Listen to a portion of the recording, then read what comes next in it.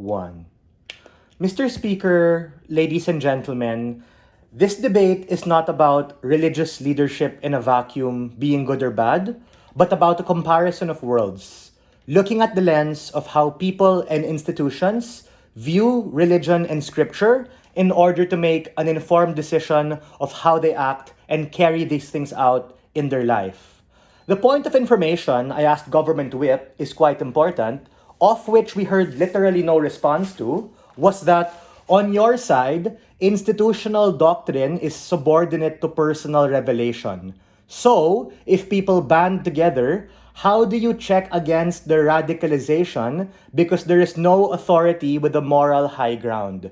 And I think Matthew, in his whip speech, was rather clear when he talked about the likelihood of these people to become locked in their own beliefs and the inability of anyone to be able to call them out because the inner light and those subjective norms and experiences that Brent explained when he characterized in the birth lottery is quite important.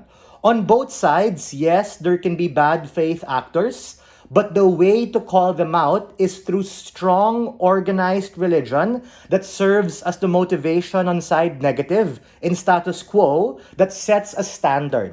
This, as what we explained, sets a standard to be able to make a particular decision. Side government cannot win this debate for a couple of reasons. Number one, they frame a problem they don't necessarily solve. Because I agree, right? And from my speech, I agree with the problem. There are bad dudes, there are shitty kinds of actors, and there's misinterpretation. But as what Matthew and Brent suggested, I don't really get how this is solved through personal revelation and interpretation. Because if their response to this was, oh yeah, it's cool, bro, they can just like fragment and be merry and exercise on their own, as an average reasonable person, you have to ask, who are they banding together with? Bruh, they're banding together with similar cults of personality and people who believe in their own interpretation.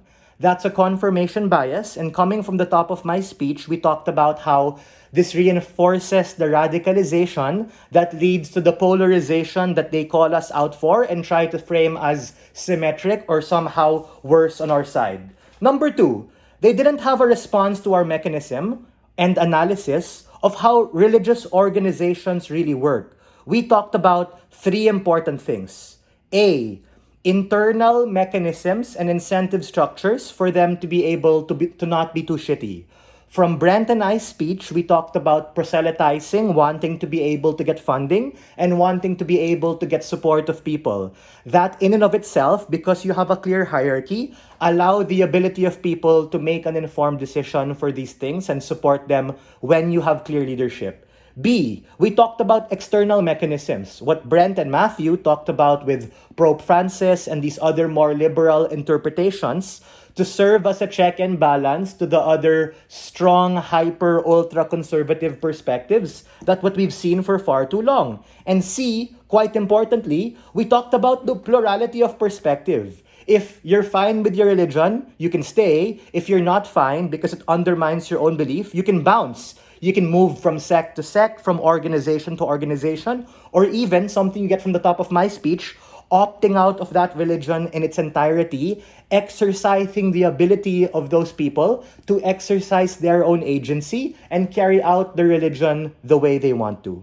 Ladies and gentlemen, religion is a means to an end and not an end in itself. On their side, there is simply too much risk of perversion, of which undermine the very purpose and structure of religion when you have weaker capacity for these organizations to carry it out. We are very proud to stand on side negative.